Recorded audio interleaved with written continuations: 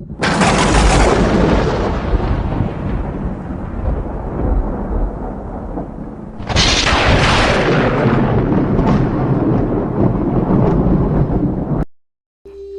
maktada Laringthau History Channel na miyambu ikoknona kurumzari ngasi amuk puduna lakli China Dugi Cheitheng manga soba Aroiba saru ive haibi masagi ising asaba lumbiduna masabu pithakli ningthem cha ising amata chadre tasengna masado soksilabani ive haibi masagi matau yengba ngamsilaktre ive haibina ibungo cha kitang sasilo natrabadi nasado yam soksilakpa tarini nangbo ningthem tapna khumli ima ai kaisu chaningde imana khara chaw hairagana torbo champut oina khara phutpirao ive haibi makhoigi maningda paliba torbot ama hektuna masagi damak champut phutpiduna pijari ningthem machet amatang charaga amuk inthorakle ive haibi masabu fazana potha halamlaga imungi thabak khara loishinaba changkhre nakal amaromdana thadoshana chakcharasi haina kaurakli mama rasitona thadoshana do chaningde haiduna khommi joginna ibema chaningdrabasu khara chadaba tawhaidi lao lao khara chathoklo asi haiduna masabu themladuna khara pijari chak charingai matamda thadoshana do oningba haurakli ok tawduna maning thongda chenthokkhre tasengna rasiton masagi ngasigi matause mahak chingnare thadoshana maningdagi chakhumda changlai rasitona masabu shaun yengladuna asumna hairi nangna tawriba singdo ai khangloi khanbrane aduk tugatchaba thabak laikai sina khanglaklabadi aigi amadi napagi ichase kaidanoba nangna pamliba se napanama aikhoi anina laikai mimangda changsisibado natro ashi haiduna thadoshana gi makhajai da khupakna thajili thadoshana tasengna ware awaba amagi mathakta awaba ama karishu khumde thadoshana mamittagi mapi sinthaduna mathamoida awaba maisa pumnamak khangduna leiri thadoshana do tasengna awaba wakhal mayamduna thadoshana wanthadakli zugin amadi rasitona masabu kanna laknari haijabagi wani masana aranba lambida khong thang khrabasu makhoi anigidi atangba mani amadagi su helibani ising thaduna hotnabadagi thadoshana tapna gyan lakle mamabu konduna ima ai lankhre nasabu amukta ngakpiyu ngakpifam thoktraba iralse ashi haiduna hik lawba khonjel amada mama mapa anida khurumjari rasiton imana karigi ngakpiroidoino nangse aikhoigidi thawaini ima amuk hana nangi lambida thinglaron isagi lambida ngasimak chatlo nangna pamjaba mahakki makaduda ashi haina duna mama masado kapminari jogin sukapli nakanda onthoktuna nakal amaromdana ibohal amadi bhanudo wari shanari ibohalna mama isase inkhalakpagi nungaiba amata khangredako imung sigidamak mapa igidamak ashi haiduna ibohal mamita ira cheli bhanuna moi pabung kaishu khaluranu se adumna su pukning sontaganu isa sina taradi nungairaroi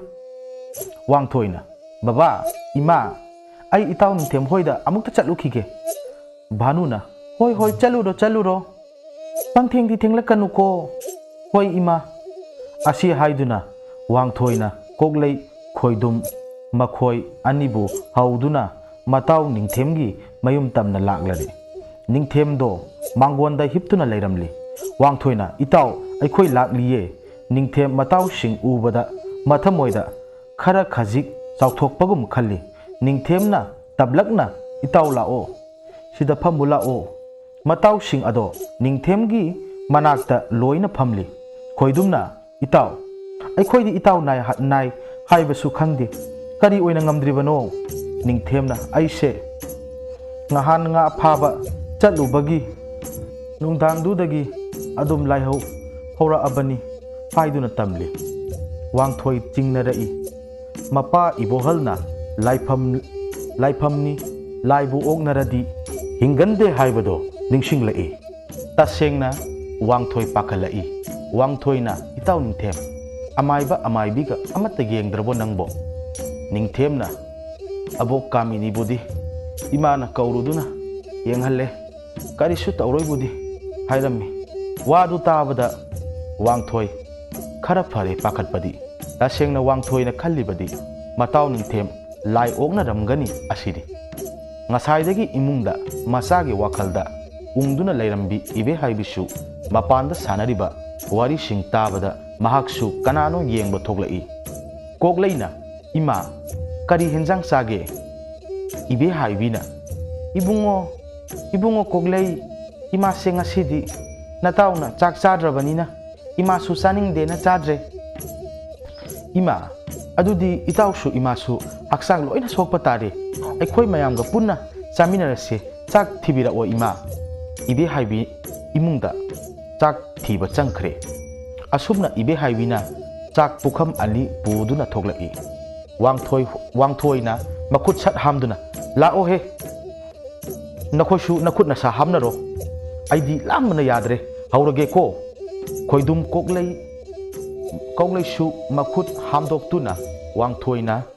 itaw ningthem kaino nangsu hamlo charasi laodana ningthemna itaw noi imaga saminaroda aidi kari su saningbaga phawdreda ningthemgi wadu tabada khoidum saujinnarai yare ai khoisu sararoi nayumda laaga pijaningdana tawriba natro nangise lao ai khoisu chalasi taw myam ningthemdo mataw singda nungsina yengduna khange noigi se aina chak chana naba silebanine hoise ai susarage lao makuto hamdokle aduga makhoi punna chak saminari Wangthoina mataw ningthemda nungsina yengladuna chak sakhom ama inbiri khoidum amadi kokleisu matawbu nungsina chak sakhom amamam inbiri ningthemdo mataw singda nungsina yenglaga mamitagi mapi tana kablakle khoidum su kablai matawgi mataw ubada kaptaba amata yaunadre makhoi singdo kokleina makhut oiduna mataw ningthemgi sinthariba pirangdo taithokpiri ningthemna kapladuna asumna hairei itaw nakhoi ahumse aigi di thawaini nakhoi thadoktuna ai siba ngamloye aina manung matam chadaduna laikhidraba thoklagbadi aigi imabu nakhoi ahumna khara yengsinbira uko ive haibi karinu nangna ngangliba mayamse imana kaptuna lenbasira nangna pamibase asi haiduna makhoi mayamdo chetna konduna kaminari matamdo pung ahum makhairom taraklabani nakal amaromdana thadosana ngasidi nungsi panthung yaurani khanduna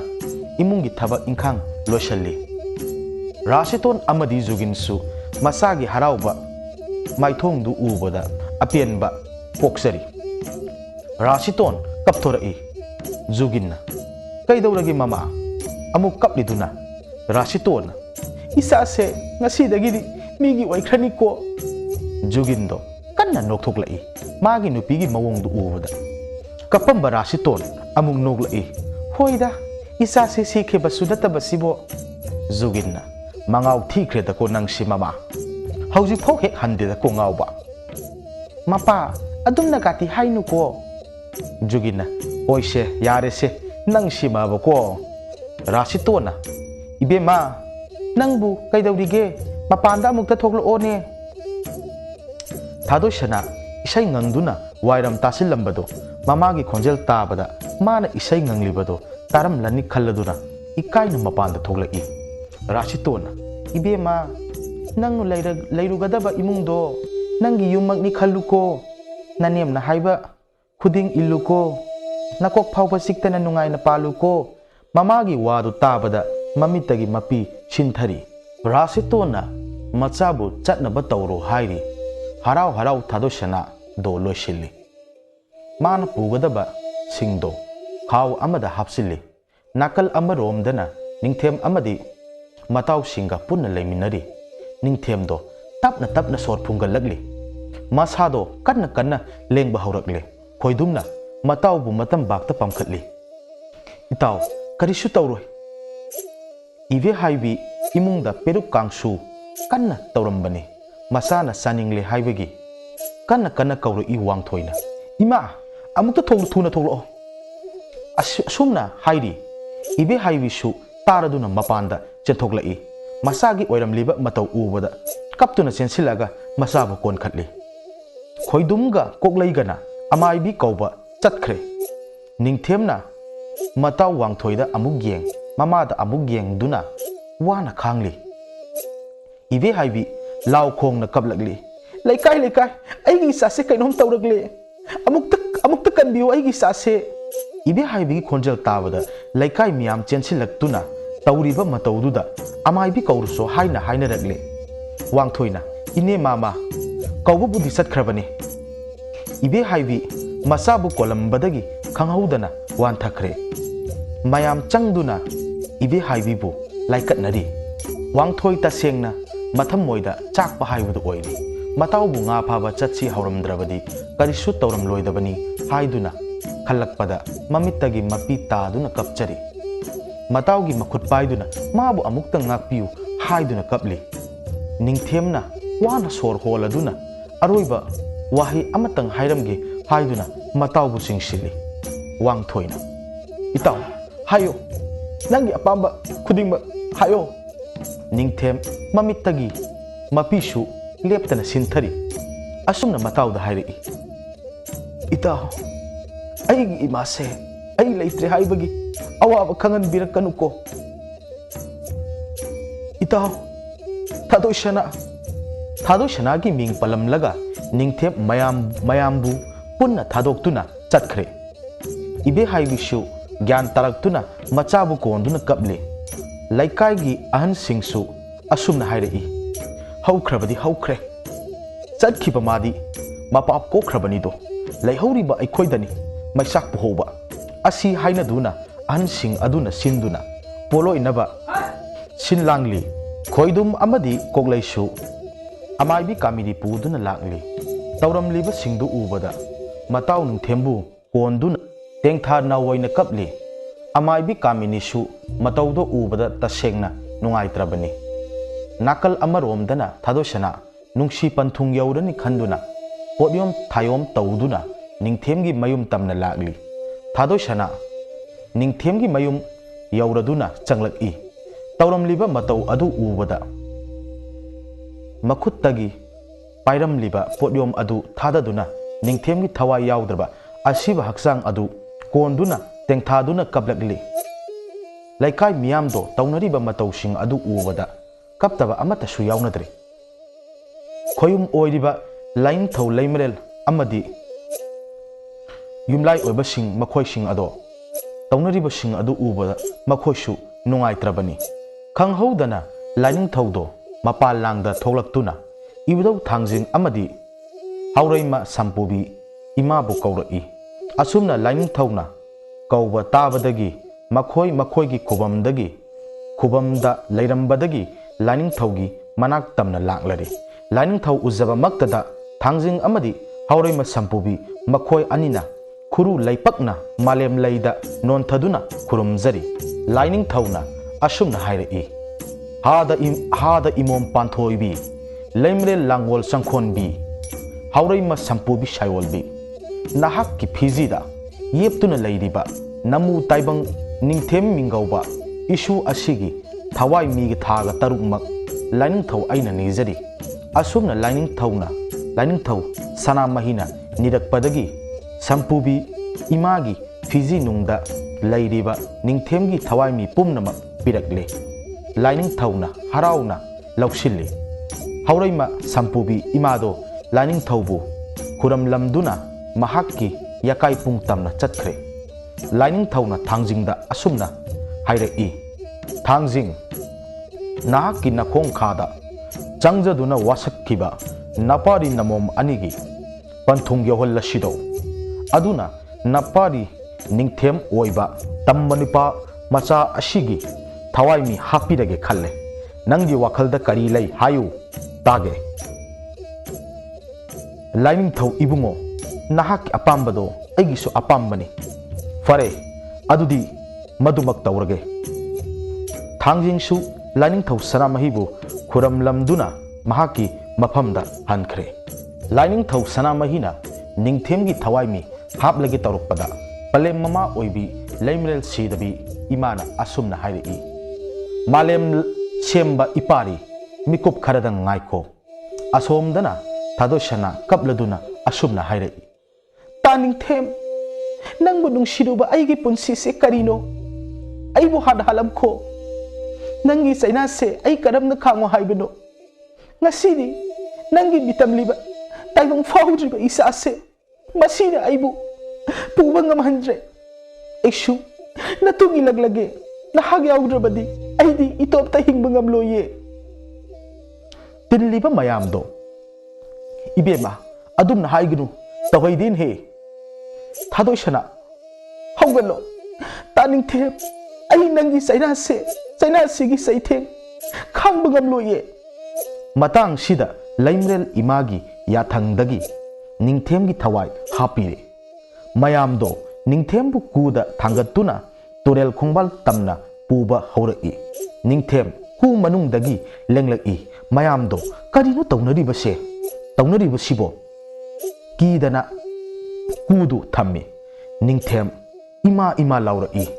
मयाम चंगदुना कुदो प्रप हांगदोकले Ningthem हौगलए मयामदो कीदुना सट हंदोकने निंगथेम उजबा मक्तदा मामा मताउसिंग अमदी थदोइसना हराउखिबना कोंदुना कपनरी तौरिबा खुदिंगमक अमाइबी कामिनीना लोइना खंगले मयामदसु ज्ञान तानबा हाइरमी वादो ताबदा मयामदो लोइनमक हराउनरे असुमना निंगथेम कैसु तौद्रबदुदा मयामसु मयुमदा चटनखरे थादोसनादो इवे हाइबीदा खुरुमजरी तसेंगना अवाबा कया याउख्रबसु ममौ लाक्लबदा इवे Hibi अमदी Ningthem मताउसिंगा हराउनरे असुमना assume हौखिबना Ningthem थादोसना ममित्ता मचानुपा अमा उजरे असुमना मखोय नुंगाइना पानखरे वारी असिना हाइनिंगलिबदी युमगी युमलाई ओइबा महाकनबु चानबीरबदी करिसु सोइनिंगाइ लैते लाइनिंगथौ सनामही अमदी इमा लेमरेन सीदबीना याइफरे मथंगी स्टोरीदा अमुक मयाम पुन्ना थेंगनमिनरसि याइफरे पुमनमकपु अमुक हन्ना इकोकनोना खुरुमजरी।